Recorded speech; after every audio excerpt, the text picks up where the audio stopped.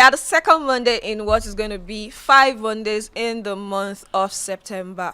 My favorite month of the year so far. If you ask me, the month is still starting. Yes, it's still starting, but this automatically rings the bell in my head that Christmas is just months away. And if you're like me, who anticipates Christmas very much, you would have started seeing the ghosts or the glimpses of Mariah Carey as she's getting ready. She's warming up that voice to tell you on the 1st of December that it's time.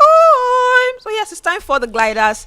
Every weekday we bring to you the talking gist from the world of sports from football, basketball, the weightlifting, and all the other kind of sports that you get to enjoy on your screen. It's the national break for football fans. I know this is the time that you target the boring period in your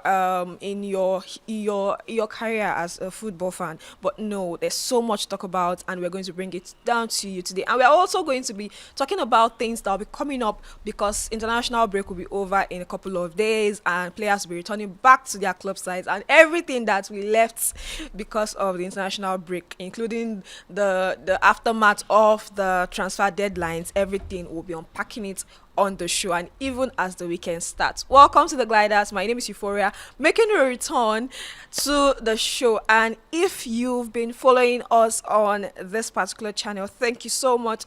Always going through the comments and seeing all the reactions, and for those always looking out for me, thank you. I am back, but I am never doing this alone. Remember, I am a Liverpool fan when they are not playing. I never walk alone. I have my friends in the studio with me today. I have Timothy. Let's do Timothy first. Timothy, how are you doing? Has been your week? Yeah, my week has been fine. Have they paid? It's very important. Have they paid? Let's leave that out. No, we're so not that leaving people, it out. you know, if I talk now, people go say, okay, they don't pay. Make I message Timothy now. Also, I'm talking about Alawi actually. Oh, okay. Yes, now because I know that last month I saw core members that were saying that before they disgrace them, they'll do this. But I wasn't worried about it. Do not pride. Oh my God! when you are big. When you're big, you're No, big. it's not big, but like it's not about that's what you are sustaining on major. Nobody is don't you get the gist. I beg the now. line. God well. Anyways, They don't pay. Am I really doing free PR for Mariah Carey? She needs prayer. She needs prayer. she doesn't need It's prayer. Christmas period. It's a period. Actually, it is her and it's her world during the Christmas period, and everyone gets to leave. Don't worry, you'll see. Calm down. Do like this. But you've already seen his face. If you're new to the show, you would get to meet him today. But if you're an old timer, you've been following us from the beginning, you will know this particular face. Making a return on the show after ACL injuries, after having relapses of his surgeries and everything, finally making a return on the show is Felix. Felix, how are you doing? I'm very, very, very fine. I'm happy to be back. What did you bring? You know you're happy to be back. What did you bring? They rush me like bread and egg now. I'm gonna let me land. I know you're I came with goodies. So much love in my heart. What am I using your love to do? Wow. But yeah, it's good to be back. And those 3 months of being away from the show, every time I watch the clips and I watch the uploads, and I'm like, so player, when they get those long-term injuries, you could watch your teammates. They play match. You all they watch. Exactly. Sometimes some people say so and say, if Saturday I go talk this one. And I say, oh, that's my guy. He talk like I was feeling so. Wait, we were not annoyed because you guys were doing fantastic. Left out. But not left out because we're still the inside group. Yeah. I could still relate, but something was just missing inside my heart. So I had to find a way to get back. That injury could not keep me out for long. I'm back, and I'm back for good.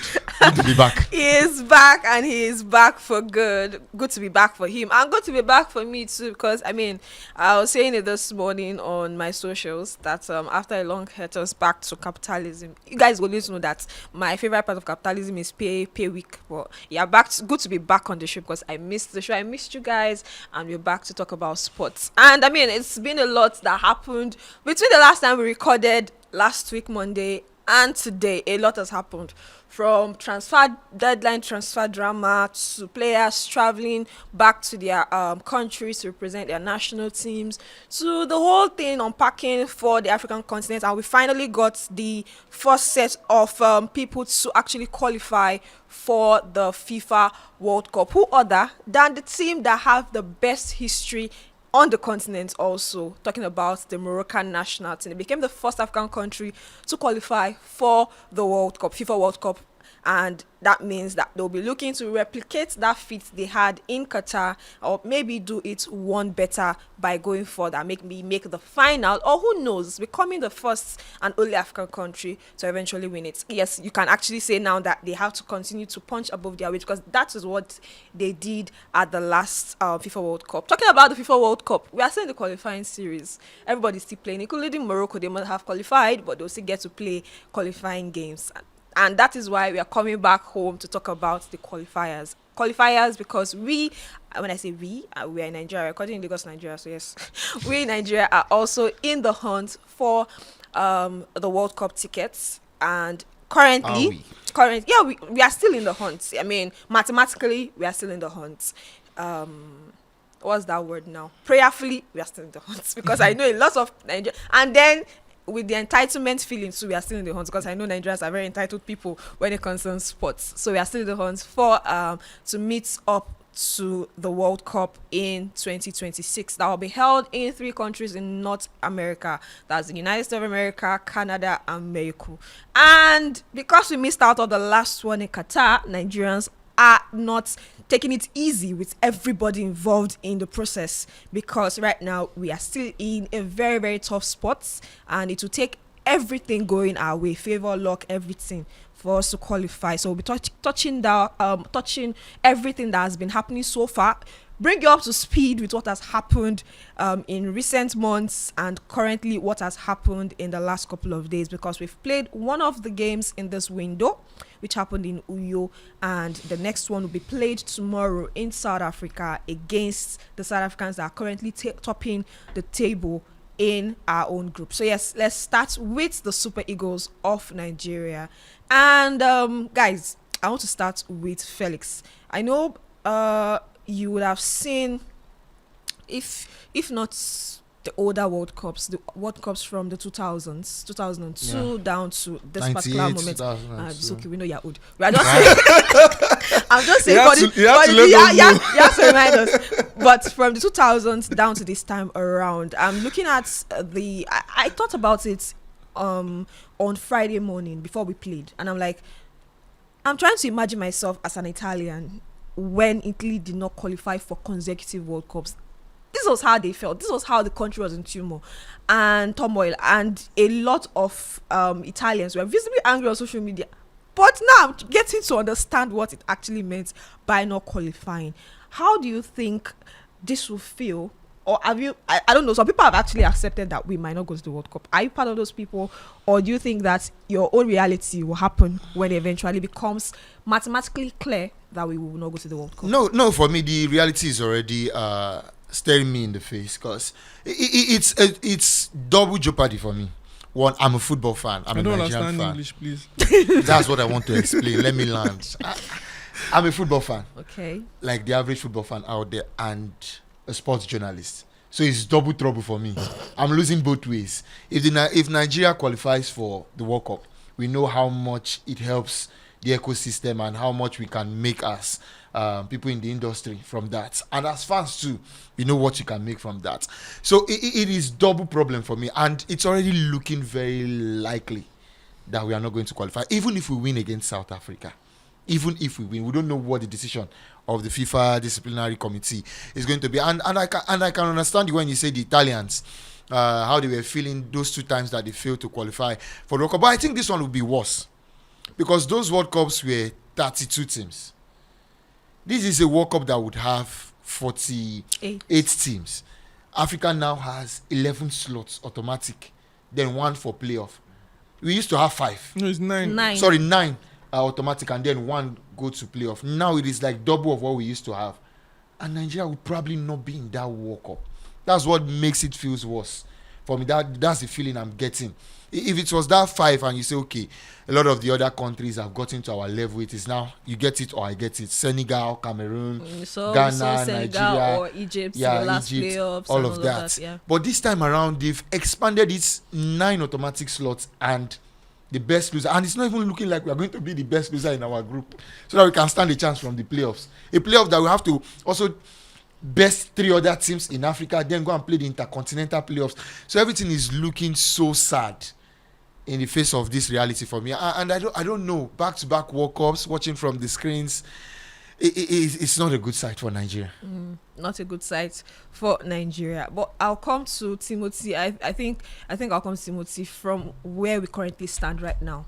We played on Friday, got a 1-0 win, but going into South Africa tomorrow, there are more problems than we already have. Osimhen is going to be missing. Obviously, did not travel with the team, and Osimhen has been a really focal point for any coach that has been prosecuting the World Cup qualifiers. Now, Osimhen missed the second half and most of the first half from that game because of that particular injury. And would not play tomorrow. We have 10 points. We are going to face South Africa, who currently sits at the top of the table with 16. How are you looking at that game tomorrow and a bigger picture in case Nigeria gets to actually snatch a win from the South Africans at their backyard tomorrow? Yeah, it's difficult, like Felix has analyzed and said, but like you also said, I don't see it as an impossible task, especially from the fact that we won against Rwanda. I said on the last episode that we needed to win Rwanda first, and we did. I know it's difficult to play South Africa, but they are not the best of teams that we cannot beat. I know that Nigeria also are not such a great team at the moment, but let's not make South Africa look like they are the best team after Argentina, who won the World Cup, or the best team that won, like that on the top of the rankings. If you are using the FIFA rankings, I know they are better. I know they are a good side. I do not want to say better side. I know they are a good side. They play good football. They will have the support of the fans, but Nigeria can win against them. You don't like being honest? What do you mean by I don't? What do you mean by I don't like being honest? They are a better team than us. Why are they a better team than us? They play better. There is that togetherness. Why are they the better team than us? We have the star names in quotes. Why are they a better team than us? They play better. We were silver medalists at last AFCON. How are they a better team than us? We had to do it in the semi-finals against them on penalties. How are they were better than us in that game. Argentina won the World Cup against France with a penalty. Who won the World Cup? Yeah, Argentina did. Who was the better team in that final? Because of the precedence of the game. It was a different first half Argentina, second half France. Who was the better team in the Let's allow South Africa are a good side. I'm not going to try to downplay what they do. Of course, if they are not a good team, they will not have 16 points right now. They've executed their games very well. But I'm trying to make us know that we can also compete against them. It's not like it's something that is far-fetched. If we can put our teams right in place, if we can play good football, if we can score, if we can win games, if the players can decide that, okay, we want to give it all our all, then why can we not get the win? I mean, what we just need is to get the win. If it's 1-0, if it's 2-0, anything is win the game, then from there we can take it up. If we win the game, we'll be 13. There'll be 3 points ahead of us. Let's even leave out the factor of maybe they will get Dogs 3 points or not. Going into the last 2 games, there'll be pressure on both sides, because at that point, for them, they know that Nigeria is now chasing us. There will be so much running in their head. For Nigeria also, they know that, okay, we can catch up going into the last 2 games. So I'm trying to put in all these factors and see that if we can win tomorrow against South Africa, then, of course, the old chase is back. We can now start hoping again. Of course, it's not like it puts us in the best position, because we are still 3 points behind them. Like, looking at the factor of they did not deduct points or anything, but it would also help, because if you go into the last 2 games, you know that, okay, we can now hope and pray that, okay, we win our last 2 games and maybe something happens in terms of maybe South Africa getting docked points or even dropping points against Rwanda and Zimbabwe, in which they will play. So, and the most important thing is, however we are going to win tomorrow, by fight, by penalty, by anything, by hand of God, let's get the win and ensure that we win against South Africa. Because if we win, then pressure is on South Africa. Then there is hope for Nigeria also. It's also good for us going into those last 2 games. I'm saying all of this, it doesn't mean it's going to be easy. Like I said earlier, they play good football. They will have their fans backing them so much. The Nigerian players can stand the pressure, the way they play their football, the keeper they have. I mean, from the defense to the midfield, to the attack. They are a team that they can hurt you any day, anytime. And we saw it in the first leg when we played 1-1 against them. So I think that what's most important is that we get the win. However we're going to do it, I don't know, but it's left to the players to do that. All right, still previewing the game because right now it's take one game at a time and the next hurdle is South Africa. So we're still previewing the South African game that will be happening tomorrow. And I want to come from this angle to Felix. Now, we're going to play them tomorrow. We're going to play them in front of their home fans. They obviously are in the best of advantages right now. They are sitting top. The momentum is, or the pressure is more on us because we are looking for 3 points by hook, by crook, and we have to win all our games to stand a chance to actually qualify. Now, going into that game, I want to come from the angle of what we played against Rwanda. I want you to talk about if you think that the style in which we adapted going into the second half, because things had to change after the Osimhen injury. Do you think that adapting that style against South Africa would actually propel the players to play better against Rwanda, would propel them to play better against South Africa? And also, you talked about the goalkeeper. Talking about African football, the antics of the Rwandans was only answered, according to what I saw in the game, by Stanley Wabali. Stanley Wabali plays in South Africa. He is used to the antics. I think he trended for something early last month or in July, if you guys remember, on social media, where he carried 2 defenders in the South African league, carried 2 of them and brought them together as if he was going to match their head. You guys remember that picture of him where he was trying to I was talking to them as if dragging them as if they were his kids. You know, he's very tall, he's a giant. Yeah. So the way that picture actually trended, I don't know why you guys cannot remember. He came on and he wanted to bash their head together, and people are like he's treating them like kids and all of that. Now he was the only aggressive person matching the energy of the Rwandans in that game, although some people said was almost cost the team because he might have gotten sent off by the referee. The referee was someone who was not lenient in that words of what people are saying. Do you think that aggressiveness, because everything has to go right for the Nigerian team, do you think that aggressiveness should also come to play in terms of that game tomorrow? Felix? I think we need to be aggressive in that game, but I also think a bit of caution should apply. Rwanda is not South Africa. The Rwanda game, we were playing in packed Uyo Stadium, chasing a game that we had to win. Yes, we have to win against South Africa, but we also know that they are a very good side. We don't also need to concede. We need to make sure that we are not chasing the game from early on. So I feel a bit of balance should happen, and somebody should talk to Stanley Wabali. If there was VAR in that game, he probably does not end that game. But maybe he ended the game because he knew there was no VAR. There was some situation. Do you think that he would have been the first person to be sent off, or do you think that someone from the Rwandan team would have been sent off? Timothy first, before I come back to you. With the kind of challenges that the Rwandans were doing, do you think Stanley Wabali would have gotten sent off first if there was VAR, or do you think that the Rwandans, with their physicality in that game, would have gotten someone sent off first? I don't think he would have gotten sent off. Firstly, because there was no VAR. I'm talking about Stanley Wabali. There was no VAR. It would take the referee going back to the screen or getting a call to come and look at it to see some of those things he did. So I think it was smart enough, because those instances are something where you need the VAR. Okay, call. There was an incident that happened. They come and see it. But the ones the Rwandans were doing was obvious. The referee was actually running across to see those things. So I think the Rwandans would have gotten sent off if they were bringing that case by case together. Now I think the Rwandans would have gotten sent off even before considering Stanley Wabali. And I don't even think maybe any of those things could have led to being sent off. Maybe just a penalty, if I'm not mistaken. In that game, okay, Felix. All right. So back to what I was saying about Stanley. I still think he needs to be cautious. We need that aggression. We need that fear factor.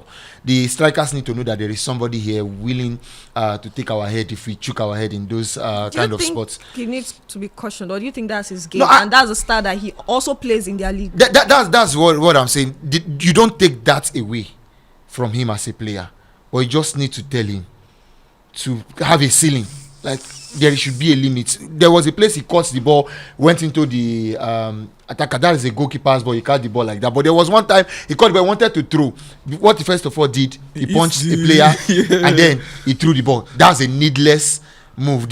There were some And other things considering that the he fact could that do. we are going away, we were home that time. Of course, we know that. I'm not saying the referee was bad or anything, but there's always that place of sometimes home advantage. Home advantage. So Yeah. South Africa, we are going away. You need to be careful. And these are people who know him. He Yeah. plays in that league, yeah. week in, week out. They probably know that he has that temperament. They might want to be edgy too. Yeah. with him and try to get him booked for that game. But I still think there is a huge possibility of us getting something from that game. But South Africa are very strong in World Cup qualifiers at home. 28 World Cup qualifiers at home, if I'm not mistaken. They've only lost 4. They won 23 and drew 1 or so in that period, or drawn a bit. But they've been very strong at home in that period. And the good thing for Nigeria is we are one of the teams that have beaten them there at home, yeah. during the World Cup qualifier. So it's not something that is insurmountable. It's not a task that we cannot do, but it's going to take a lot. And I'm heavily hoping that the players come with their A game, because that is not a game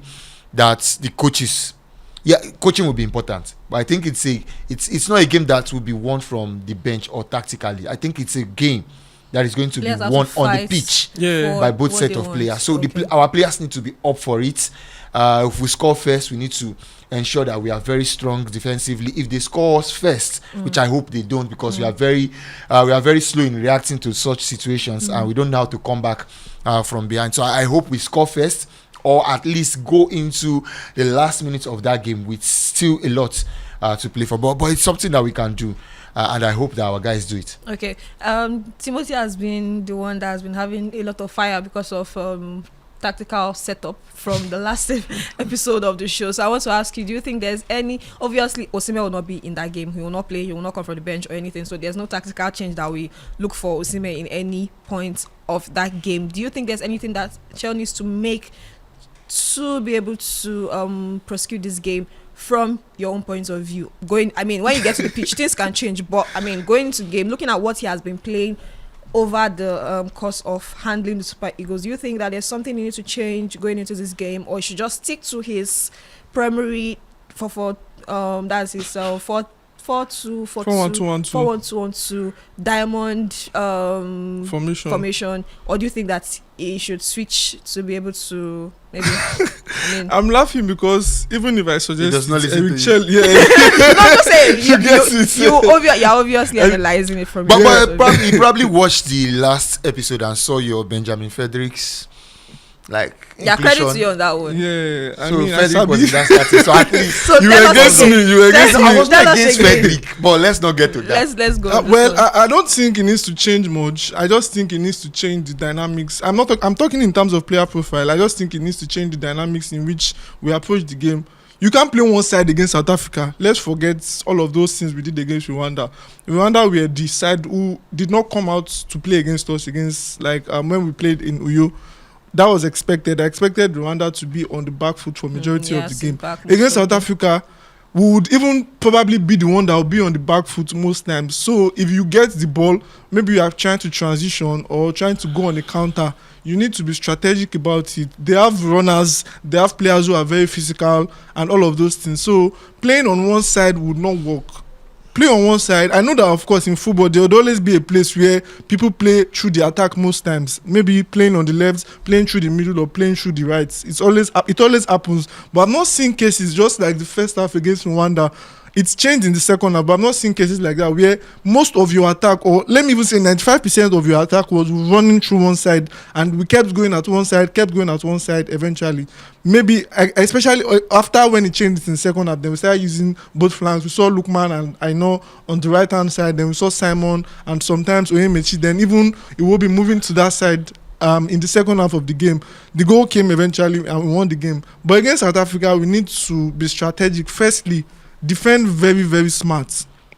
Defend very, very smart in the sense that I don't know how he's going to play him, but he needs fast midfielders who can cover the grounds for Bassi and Fredericks. I don't know the defenders he's going to start. He could probably want to throw in Ekong. Maybe he feels that, okay, Rwanda may be tougher. Or there was something he also used towards the end of the game where he played the back three, where he used Ekong, Fredericks and Bassi. Maybe he's going to go with that. And I saw Iwobi and Ndidi drop so deep. Maybe that would also work because, like I said, South Africa are a good side that can play the football on the floor. They have a good pitch that they can use to play the ball and play you out. And we know how much they can always run, the likes of Mudau and all of those, their players that can run on the flanks. So you need to be very, very cautious defensively.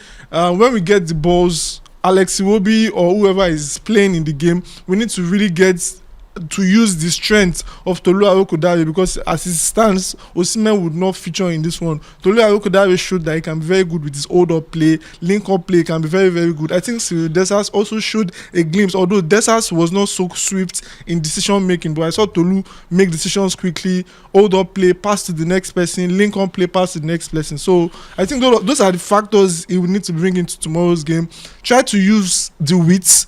Try to play through the middle as much as you can. If you see that this is not working, you don't have to go through this side and come back and still go back to that place. I mean, you are going through this place, you pass the ball, there's no entry, you come back, then give the ball to your defenders, then you still go through that route. I mean, there's a middle you can play through. There's also the right you can play through. Why do you have to play through one side? I don't want all of those against South Africa. We need to be effective. We need to be efficient using the width. I mean, Simon, we saw what he did in the second half. We saw a little glimpse of what Lookman did in the second half using the width. So those are those things you need. All I know is someone that can also move, overlap and get crosses into the box, and Tolu has also shown with his height that he's someone that can use the ball aerially. So hopefully we get the win, but it's not going to be easy, like I'm saying it. Of course, it's left to the players, just as Felix has said, to decide that okay, this is how we'll do it. I kind of feel like a couple of things should change. I think I agree with you. The shape we ended the game against Rwanda should be the shape we start the game against South Africa, for a couple of reasons. One, surprise the South Africans. One. Two, if we play a diamond against the South Africa, they are more technical than they will form rings around those our players in the middle. We don't have players covering for Pesita or whoever they play on the wings to support our fullbacks. They are going to have joy all day. So they are going to have you all day. So yeah, play a back three to Stekong in the middle, Fredericks and Bassi.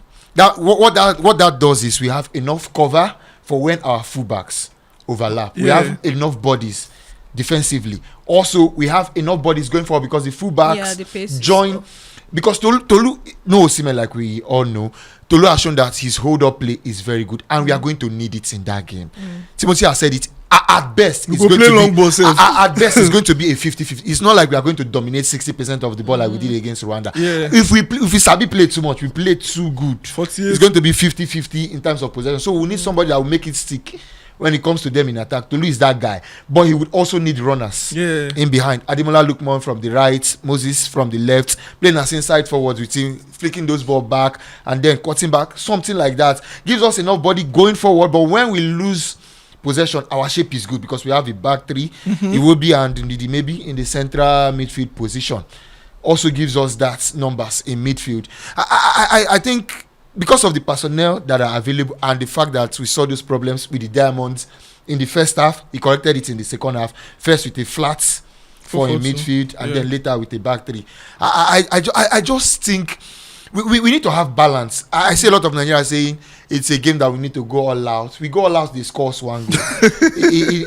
It is trouble. So for me, I feel it's a game we need to remain active in till the very end. The beginning to the end. No like minutes of 0-0, 70 minutes should not bug Nigeria. Still ensure that they don't score against us, with the hope that you go forward offer score something when you go forward and you score. It's better than going all out in the first couple of minutes, 10 minutes into the game, they don't score one. You are now chasing the game. Leaving more spacing behind.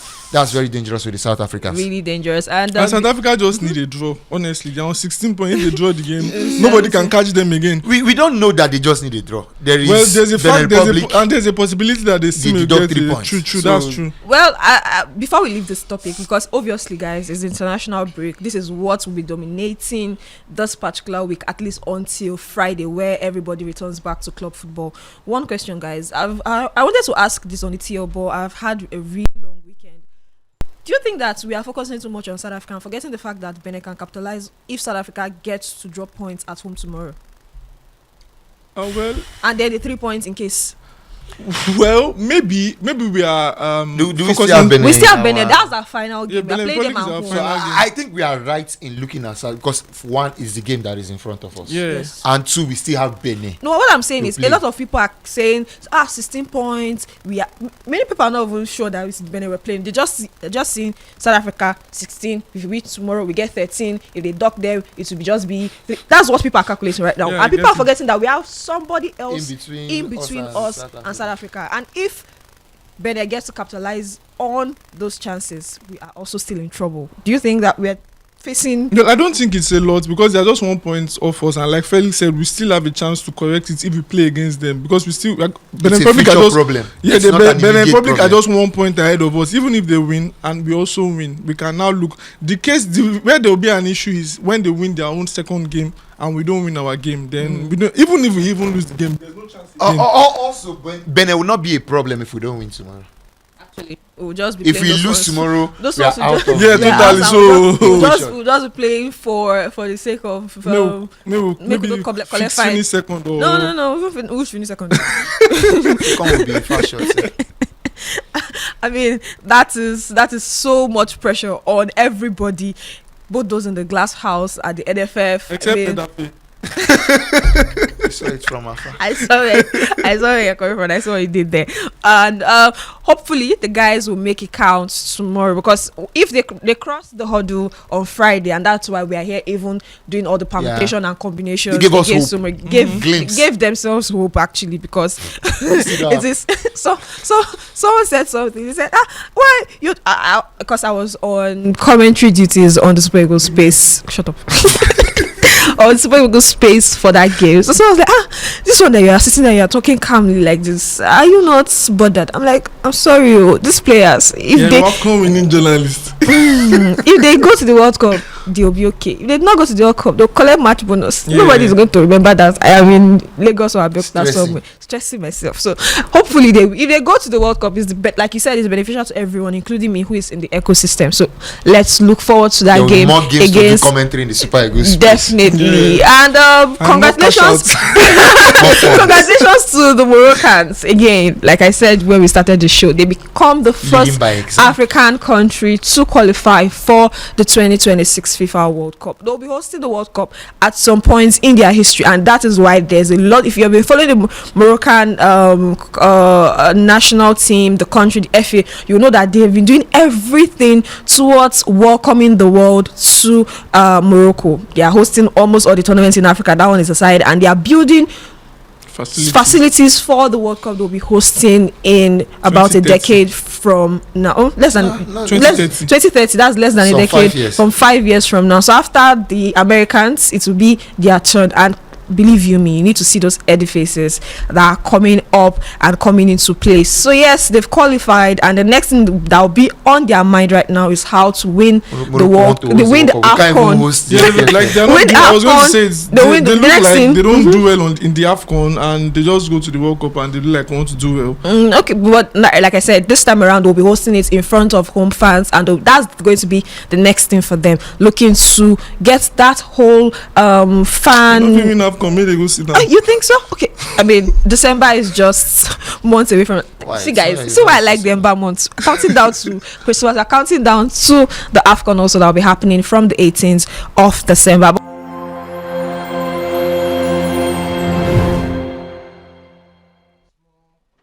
Yeah, that's so much pressure for the Super Eagles to qualify, but that will be done. But once they are done, these players and the rest of the players in the world of football will be going back to everything that they left in their club sides, and that is going to be mostly the aftermath of what happened during the transfer window that was closed the evening of Monday last week. Now we're going to unpack some of those transfer deals that went through and some of them that failed. And I'll start with Felix. Do you think this was the busiest transfer window ever?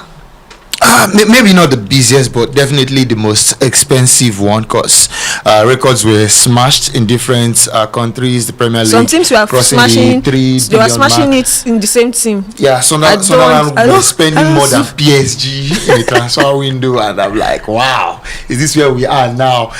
Strikers were going for as much as 125 million, 90 million for people who scored 15 goals last season in their various league. I'm talking about Benjamin Sesko, and it's a good one for us. I think this is we could easily classify this transfer window as the strikers window. The strikers felt like, if I don't get my move this summer, it's going to be hard sometime next summer. I think there was a time, was it last summer or last summer, when Declan Rice, Casado, it was a midfield or midfielder summer. That was 2 seasons ago. This one was very much a striker summer, and I loved it. I loved it because it gave a new twist to the discussions across different levels of football.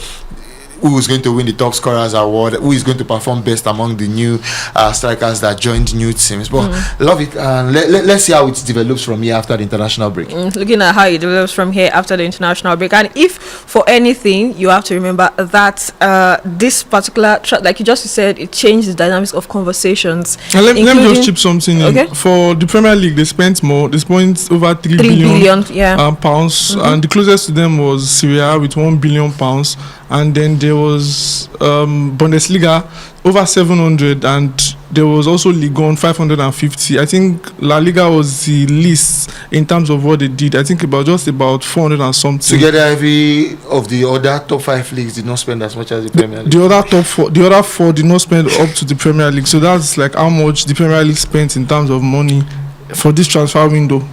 I mean, that is a lot, 3 billion. And like I said, just one team broke the record of the most expensive signing in the same season 2 times. And I'm talking about Liverpool. But I mean, they are the champions and they are looking to defend the title they won last season. And I mean, that same Liverpool is also going to be, I mean, they were the main topic of conversations for almost the whole of that window, and it will continue at the aftermath because they did not get the man from Crystal Palace. And I mean, that's going to also kind of affect how Crystal Palace would go. I think will affect how Crystal Palace will go and prosecute the rest of this between now and the January window. Yeah. I mean, McGay did not get his move that final day. Liverpool unveiled the striker that they've been eyeing all through the summer, talking about Isak, and it's been a whole lot of conversations around that Liverpool side. Now, I saw the conversation on the group. It pays to be a stubborn. I also think it does, but I want to hear from you guys. It pays to be a stubborn person in football. It shows in this window. Do you think that McGay would be more ruthless going forward with Crystal Palace? I don't know if he's going to be ruthless, because for him, he's not losing. They are on the majority of the negative side for Crystal Palace, but because reports say that he's really unhappy with the club for failing him last He minute. can be unhappy and still be professional. yeah, Well, let's see with that. exactly. So, and he's not losing a lot. His contract ends next summer, and Which for a player, means that he is open to discussing with clubs in January. yeah, so by January, he can sign pre-contract agreement with any club he wants to join. On the part of Crystal Palace and the manager also, I think I understand. It's difficult. I mean, these things are, we just see the surface, but what happens behind is really, really difficult. There were rumors, I'm not sure it was maybe true, that what's his man, Oliver Glasner, threatened to resign if they allow McGay go and all of After those Eze things, leaving. because he had talked about the fact that if they were going to allow McGay leave, they would have needed to sign a replacement, which they didn't do. And it was just on the transfer deadline day. How do you expect? They signed a defender, but that was not the replacement they needed for Gay. He was a young defender who they just brought in maybe as a backup. So they needed a defender who would match Gay in terms of replacement, and they did not get. And for a player who had agreed the deal, was approved to have a medical, then all of a sudden, we saw that the transfer deal sheet that Liverpool submitted to the Premier League, I think they did not sign some of those contracts papers, because they needed Gay to go back to his club, and Glasner was really heated. We really did not read much of it. Do you think Glasner was right doing what he did? Yeah, I know on the selfish side, as a coach, you want your best players to stay, but he's probably costing the team 35, 40 million. Yeah, that's the point. It's like, I think we discussed on the last episode, there's a lot that happens, and really there's no one is the better bad person and no one is the better good person, if there's a word like that, because for everyone it's about let me do what pleases me. I be like, that's the thing, let me do what pleases me. For Gay, he wants to get the move, come above everybody in the club. For Gay, he wants to move. For Crystal Palace and Steve Parish, the chairman, they want to cash in on a player who is probably going to lose out, he's probably going to maybe not renew his contract. For Oliver Glasner, who is the man that is on the surface of the job, and I can't fault him. Everything that happens with the club, Oliver Glasner is the one who is really surfacing it. Press conferences. Football is basically about, I know there is the inner part, politics, business side, but the main part of what fans follow in football is the football itself. So he's the one that comes to training, he's the one that reports to training, he's the one that has to deliver games week in, week out. They are playing in different competitions. They are playing in the UEFA Conference League this season. They are still in the Carabao Cup. They are still in the FA Cup, and they're going to also want to compete in the league. So on his part, it looks like it's the most difficult for him. For Gay, he's disappointed that he could not get his move, and being professional all through, even till the very end. I think there was a game he even scored the day before that deadline day, and that is also waving to the fans, thinking that would be his last appearance. He was very professional. It's difficult on his part. For Steve Parish, who is the businessman, £35 million is no small money. Looking at, for a club who is going to be playing in Europe now, there will be that PSV part on their side. So there's so many things that you need to balance, but really not the best for the player, because on this part, the player is the one losing out. And Liverpool are so calm. Apart from Glasner, I don't think anybody won in that situation. Glasner has his man. At the very least, till January, you get the club is losing huge money. The player did not get his move. Do you think anybody will come for him in January? Because nobody wants to come for a player who they know that in 4 months, 5 months time will be coming as a key player. I don't think that should be a problem. Gray is a player in demand, and when I mean come for him, a team would not come for him in January is if they know that he has made up his mind to go to Liverpool. But if he's just when I mean come for him, do you think any team will want to pay more? That's what I'm saying. Yeah. 35. No, nobody will pay 35. 35 million is gone. Maybe 20, 15. They can come, beat the price down. But I'm saying teams would still have interest in him. Maybe going back to Chelsea could be an option if they have a problem with Liverpool, who is going to be out for a long time. Maybe Manchester United, maybe Manchester City. If he is not fixed on Liverpool, if he just wants to go to a big club that plays in Europe, then 1 or 2 teams might come in for him in January. But if he's fixed that he wants to go to Liverpool, and his agent, his management is telling everybody that this guy is already fixed, Liverpool is his destination, then maybe nobody would come for him. But if he does not give that clarity that this is where I want to go, I think other teams will be interested. And the good thing for him, why I don't think he lost much, is even while playing for Crystal Palace, he still gets the odd call-ups to the national team. Yeah, and that's the most important for everyone. For next year, he will be 25 to the whole of this season. So it's not like time is running away from him. If he keeps fit, plays good, he will get his move by January or by next summer. Let's see what that gets to hold. But also, still around strikers, so it's a striker window. Let's look at what happened with Chelsea and Nicholas Jackson. Nicholas Jackson eventually got his move. He wanted his move. He was stubborn about it, or him and his management were stubborn about it. Got that move, but after the move, we're hearing and we're seeing different kind of reports coming out now.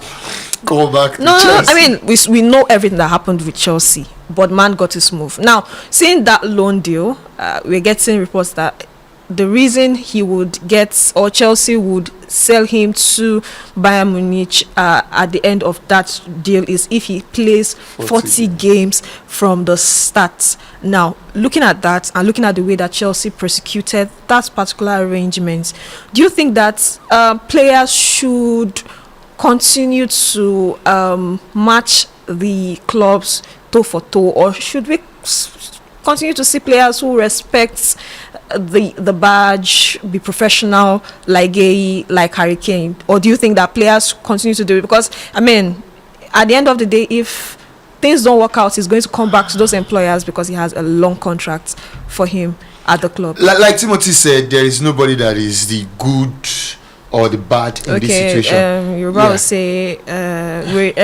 only everybody. Taba Muni Barawo. Okay, so everybody's guilty until he's caught. Yeah, clubs when they don't want players. Rasmus Højlund was crying. Yeah, I want to fight for my place. I want to fight for my place. They pushed him out. They still pushed him out. Isaac was crying, I want to leave, I want to get to the club. The club held him back. So nobody is good. But one thing I want people to know is you can be the bad guy and still not get your move. Adimala Lukman says hi. You can be the bad guy, leave training, don't show up, and still not get the move. You can be the good guy, like Maguire, and still not get the move. So there would always be. So the club have the ultimate power. There is a contract. There is a contract. Why I don't support players like leaving training ground is for me that's a breach of contract. When clubs say they don't want you in their, for example, if Manchester United did not sell Rasmus Højlund, they would have been paying him his dues every week. His wages, he will be getting it every week. Every Thursday. He will be getting the medical care, the other benefits that comes with signing that contract. But when the player says, I'm not coming to training, I'm not playing, that is you not giving what you are supposed to do, but the club will still pay continue to you that pay week, but you are not coming to training. That's where I don't support. You can fight, you can tell them, you can show audio weary that you want to show to the club, but that place that you get to, but again, some people tell you if you don't do that, the club will not give you attention. So we'll continue to see it, and I feel if players look at this particular summer and they weigh it down. How many people do weary for club and got their moves? How many people do we are good boys and did not get their moves? We'll get to see more wearies coming forward, and I'm not sure that is good for club. For us, as far as we don't care, we just want to see new signings. We just want to see new players. We just want to have something to talk about as journalists. But for the clubs, it's not a great sight. So and I'm also figuring that clubs would probably look for a way around it. Maybe in the near future we'll start seeing what we see in La Liga. Every player has a buyout clause in La Liga. That's why you see Barcelona, when they give Pedri a contract, you see 500 million.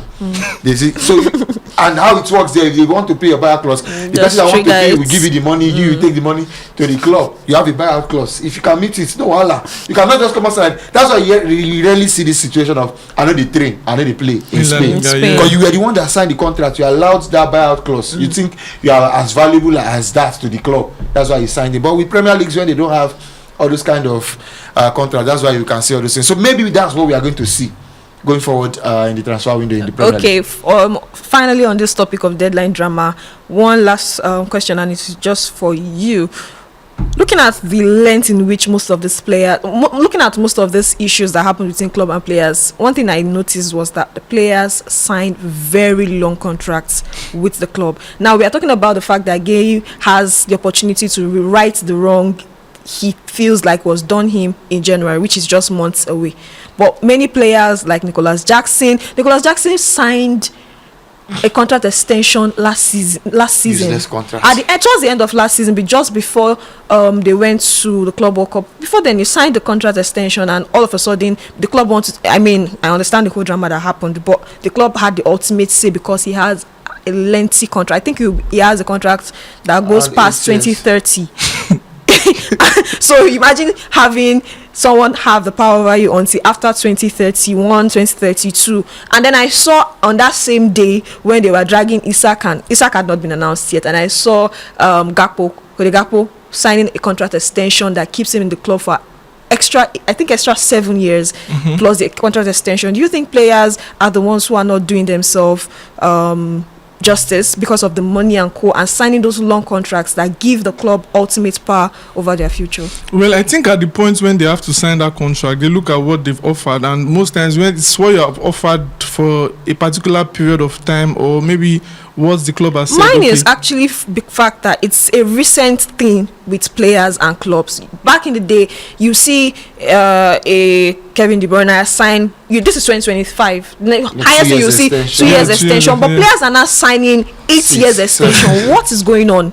I don't know, but I think, of course, it's about the money. We do not have so much details to the contract. Sometimes you could say, or they could say, oh, he has signed a contract Chelsea extension. usually useless contracts. Yeah. So that's why Chelsea is always bugging me.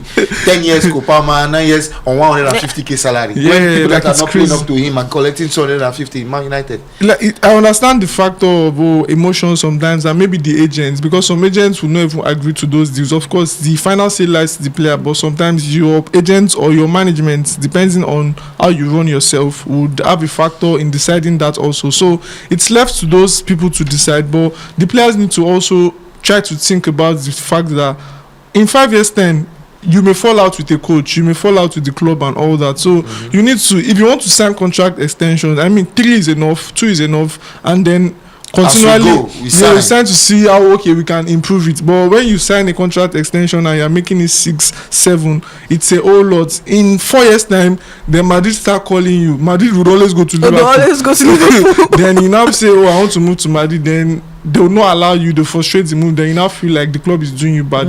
Meanwhile, you signed a contract that was saying you'd have to do this till for this period of validity. So, and you have the one that decided to sign that contract. I think the club on that part would not be, maybe that's when you start hearing, oh, maybe gentleman agreement and all that. But on the part of the club, it's business, and it's also about what you're offering to them. Let's see how that goes. But for me, like I said, players keep surprising, because when I saw Gakpo's announcement, I'm like, they're still, Isak is still fighting for his life in Newcastle. And you are the key for I think they score goals now, the gas. And the money plenty. The sack slots now bring Jose Mourinho. The winger that will try back. Yeah, that's what I was saying, that you don't know what would happen in the future. So you need to be cautious when you're signing contracts. I think it's something that happens with the new generation of players, because other players were really strategic about any decision they were making about their future in the in club football. National team is different. The politics there is different. It doesn't even make any business sense from the player. It's only the club that gains. Because if I don't give you 10 years contracts on 120k that salary, means you can't review it when you start improving. Actually, 10 years. Actually, like I said, I can decide that maybe after 5 years that I'll decide to improve it. But again, eventually that's how Liverpool lost strength. He was collecting small money for playing world class football, giving him small money. See, when it was time to renew, the boy said no. Well, I like I said, I think it's on the part of the players. For the club side, I think Trent's conversation would have started early to have saved them all of this. And if you have gotten 2 years actually dragged at that time, Bellingham already entered head. Come on, best friend. Yeah. Anyways, leaving that, but still on club football, let's give you the rundown of what happened in the MPFL match day 3. I mean, we are now toe to toe with the European calendar. we are matching. We are matching them. Aura for aura. May we start FA Cup, please. Not that one that they will start in January. I want to finish it before finish it before July. Anyways, match day 3 of the MPFL, we had Eyimba play a goalless draw against Nasarawa United, and I mean the whole thing that happened in that stadium was really hilarious to watch, because the fans were agitated normally, and the crowd that came in to the stadium when the game had already started. I'm like, okay, what happened? Did they Chatai guys come? But that's some of the things we saw at their side. Rangers finally got a win at home. When I say finally, they did not get. They played a goalless draw on match day 1, so this is their first win of the season, and putting Plateau United in their 3rd straight defeats so far in the league. That's pressure on that team, who is currently coached by a new manager, different from the one that coached them last season, and the former coach of Sporting Lagos in Shola Adigun. We still have Katsina United, who won that Kardashian derby 1-0 against Kano Pillars. Barua played out a 1-0 against Bendel Insurance at the Sanya Abacha Stadium. They came back in that game, and Kano still living up to the expectations. It was a full stadium, and you could see how much pressure that Bender Insurance were under after they conceded against Barra. Some of the fun things I want to see this season. Definitely going to watch a game at the Sani Abacha Stadium this season for the atmosphere and everything that comes with it. Wiki Tourists defeated Abia. Wiki Tourists this season are still unbeaten in the league, and this time around they defeated Abia Warriors at the that's the Abubakar Tafawa Balewa Stadium in Bauchi, 1-0. Shooting Stars and Ikorodu City played out of the first derby,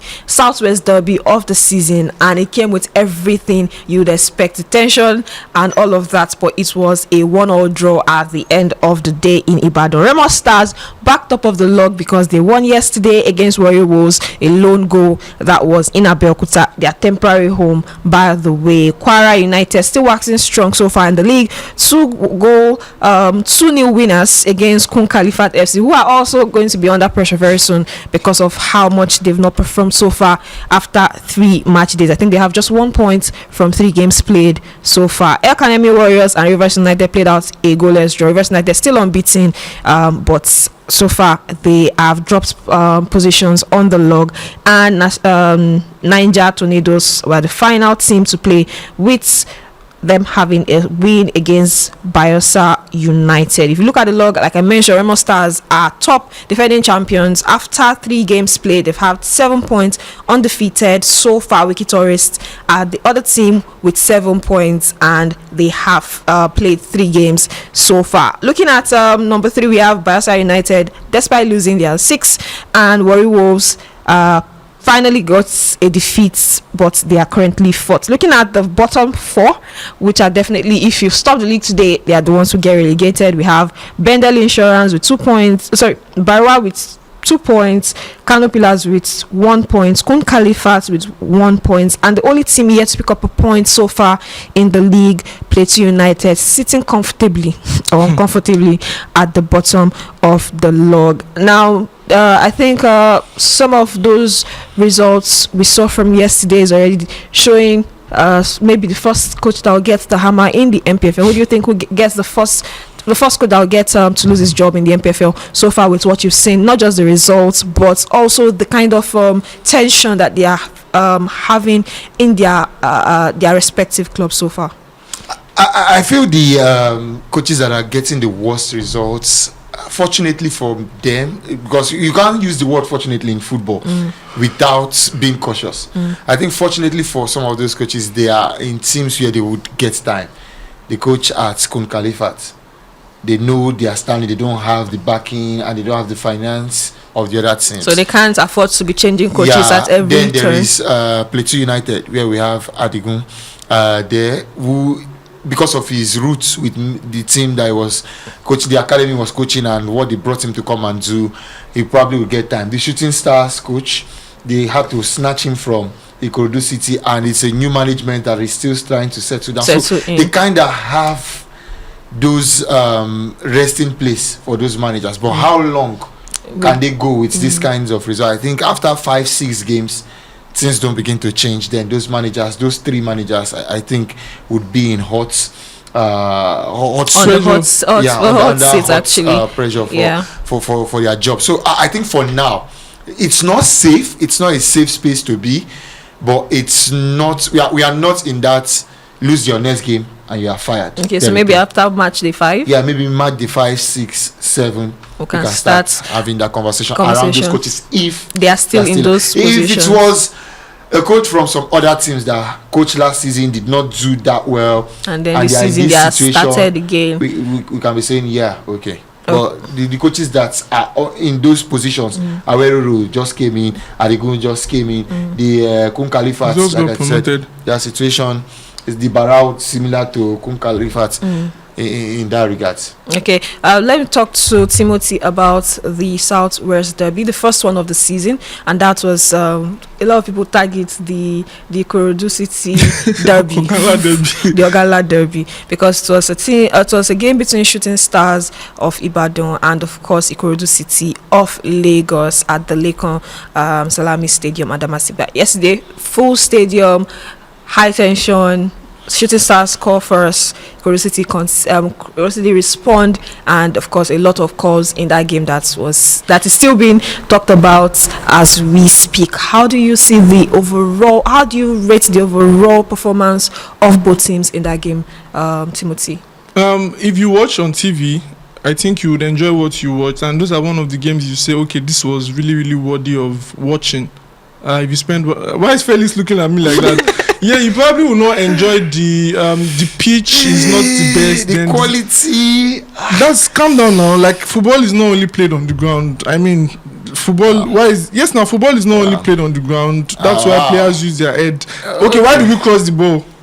Yes, for football is. I know that like you want to enjoy the football passing around and all that, but sometimes there are some games you just want to play Fight the ball in the air. Yeah, And of course, all the ball was not on the air now. If they did not play the ball on the ground, If they even if they wanted to put it on the floor, did the pitch allow them to put it? the 2 goals that they scored were from the floor, so it was nobody scored the header. The first goal that Shooting Stars scored, it was on the floor. I mean, a placing on the floor. The equalizer that Shola Adenali scored was also on the floor, both from the pass, the build up to go and even cross into the box that led to the goal. Everything was on the floor. So I understand the part that the pitch is not good, probably not this thing, but the tension it brought, the atmosphere. I mean, for every move there could be a chant both from the away fans and both from the home fans. If there was a move, maybe Ayobami Junior, who was the best player for Shooting Stars yesterday, made a dazzling move, tried to cut one or beat 2 players and got into the final third of Ikorodu City. You see the fans on their feet trying to cheer him up. It will probably lead to a goal. For Ikorodu City, whether it was Musa Malik moving the ball into the right hand side trying to get a goal, or even Uche, the striker, who was doing very decent, there was always that chant from both the home side and both the away side, and that was what I meant, that it was something that if you watched on TV, even if you are not at the stadium, you'd have enjoyed the buzz and the pressure that came with it. The only downside to the game was the referee did not handle the game very well. The referee he didn't have some calls really good for himself, maybe vote for the home fans and even for the away team. So the referee did not handle. I think that was not the referee you'd have needed to handle in a derby game. I think there was an instance where Shooting Stars should have gotten a corner and he awarded a goal kick to Ikorodu City. There was also an instance where Shooting Stars could have gotten a red card. Some people say it's not a red card, but I don't know how you would convince me that ball is not a red card. Whatever you want to interpret, I do not care. That is a red card. But even if the referee did not even blow. Yeah, like that's even if it was not a red card, that's what I'm going to. That should have been a foul. I do not understand. And where I lost it with him is, you know, when ref makes some calls and you wave play, that hand move that they make, that there was nothing. It was so authoritative that okay, there was nothing there, and it was so obvious. Even the away fans would have expected that. Some of the away fans, in their hearts, they were like, okay, this is that situation where we have lost it, because some of them would have been expecting a red card, but suddenly they saw that referee wave play on. So that was like the downside of the game. But for entertainment, I think we enjoyed ourselves. Drama on the touchline, the drama, like panting, the players also led themselves, and even support from both fans. But for Shooting Stars, another point dropped. Some of the fans, sections of the fans were not happy. Some of the sections of the fans were still okay. Let's get patient. It's still early days. We can still build up, and yeah, that's how the debut was. Early days, and so they take sleep off. Yeah, but I mean, sometimes for Ikorodu City fans now, they can look at the fact that we have not won in 3 games. But at this point last season, they did not have 3 points, so it's progress. And if you want to look at its opponent by opponent, sometimes you need to take all of these things holistically, not just trying to split it. Look at the quality of opponent. For a new team, the team that went to Kwara United had just one player from the last season. They got a draw. The team that played against, the only one maybe you could say, okay, maybe they could have done better, was the one against El Kanemi Warriors. But going to Shooting Stars, of course, they have a good record against Shooting Stars, but it's also a new team. There's only Shola Adelani and there's only Kelechi Owe from the last season. So Shola Adelani at a point even got injured, and this team still fought till the very end. So you need to be patient with them. Eventually they will gel, and they would get their points and win the game. Like I said, at this point last season, it took them 5 games to get past 1 point last season. Then 3 games, 3 points this season. You see it as progress. Okay. And for a club who is just chasing stability, let's see how stable they will get. But talking about stability, somebody is trying to get his career back on its feet. Well, he was getting playing time at Manchester United, but I mean the fans and everything was not going his way. Talking about Andrew Nana, who has completed a move to Trabzonspor in Turkey. Felix, do you think that is the best move for him at this point in time? In 10 seconds. For the sake of everybody, yes. Because there's nothing Man United are doing with 4 goalkeepers. Tom Hitson, Baindia, Onana, Laments. Somebody had to go. And who is the person that has a bit of value financially for the club? Somebody that's You can take all. He's on the highest wages among those goalkeepers. The Turkish team, Trabzonspor, are willing to pay his wages without paying any transfer or loan fee. That's something that Manchester United can do, and I think for everybody, for the sake of everybody, that's a good move. Talking about good move, Manchester United will be in action this weekend because it's the Manchester Derby, and we're out of time. Who do you think will take this particular one going into that weekend? Saying that Man City has also had a very, very funny start to their season, Felix. Not Felix, sorry, Timothy. I think he's the one that has more thoughts on this particular game. It's difficult because for Pep Guardiola, he has not, at this point of the season, there has not been any time where Pep Guardiola will be in 3 points in 3 games from any season whenever he has been coaching. It's in that situation. You are beginning to probably see glimpses from last season of, okay, when they struggled before they could eventually find some form. And then looking at Ruben Amorim, as much as you say, okay, he can play against Grimsby Town and try to arrange his board, but whenever he's playing against bigger teams, except I don't think he lost any game last season except maybe the one he did not lose against big sides except maybe Arsenal. Which one was that? First leg. Okay, yeah. Except that one, he has always triumphed. Maybe play out a draw or win the But game. he lost to Chelsea also. Lost to Chelsea. When? He lost to Chelsea. But he didn't lose to Manchester City. When did he lose He lost to Chelsea? Chelsea when Chelsea were chasing the UEFA Champions League spots. That I remember. It was a 1-0 win. Cucurella scored at Stamford Bridge. Okay, I thought it was a 1-0 draw. I'm not sure. He won that game. I'm trying to remember the Because that was, Liverpool record. I mean, think that Chelsea was lost when to Chelsea Liverpool. fans They did not were lose to really, really Liverpool. They looking did not forward lose to to. Liverpool. No, I'm First very they did sure not lose to Liverpool. he lost at Stamford Bridge last season. Okay, well, the fact is, his record against those big sides is not something that may not be the best, but he's also someone that goes into the game and his team fights. We saw it against Arsenal. They lost the game, but at least they were very, very good on the night. And for Manchester City, they are not also the best of teams. So I don't know who to tilt towards, but I think it's going to be about who wants it more. But if I'm going to give anybody, I'll still give Manchester City, maybe because of their home form and the fact that Man United have not won back-to-back games since they came in. So maybe that's why I'll give it to Manchester City. Yeah, talking about back-to-back games, there's this guy who has been keeping his hair for over 300 days, saying that he's going to cut it when Manchester United win 5 games on the bounce. And it's 5 games on the bounce, actually. And it's become an internet sensation. His hair looks like a very tall hat right now. And they face Man City next. They've won 1, so the count has started again. Each time they win, he starts the count. And then they get to lose, he will start it again. Sometimes 2 games on the bounce, they would lose. So they're starting again. 2 games. No, I'm saying 2 games on the bounce that they would lose, not win. I'm saying, they are back-to-back losses for him. So yes, he's going to start that one. So that's one person I'm looking forward to, and I'll bring a clip of him on the show next week if whatever happens in that game in the Manchester Derby. Talking about derbies, we have a Sinkers Derby this season in tennis, and for the final time that they will meet in the Grand Slam this particular season, because we have finally had the final Grand Slam of the year. Carlos Alcaraz won that particular tie yesterday. Those two boys. I mean, I talked about last year, splitting it again. speaking it this year 2-2 each. I talked about Giving us. Djokovic, Nadal or Federer in the mix also. I'm talking about when they were also fighting for it. Definitely. I mean, that means that we are going to be in a 2-party state, guys. Alcaraz and Sinner will get to watch them a lot. Pick your poison. That's how it's going to be. So congratulations to Carlos Alcaraz for winning the final Grand Slam, and congratulations to Aryna Sabalenka for doing that win in the finals of the women's tournament, that's the WTA, and she retained it. She won it last season, came back to retain it after losing in some of the finals in this particular year this time around. So congrats to her, congrats to everyone who have everything going for them so far in football, in sports, in tennis, and to you too. Congrats to you for staying till the end of the show. We love you so much. We're really happy you continue to make us that dial you come to watch all the analysis week in, week out. If you've not subscribed to the channel and this is your first time, do us a favor by subscribing and turning on notifications so that you get to see this particular show and everything. I mean, you've seen that there's a lot of conversations around the picks that the guy make every week. There's no pick this week because of the international break, but when you come back next week, definitely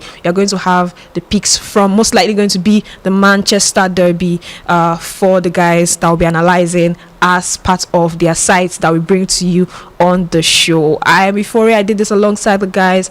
Thank you so much for staying tuned, and remember to keep it locked on Bet WGBTV. Bye for now.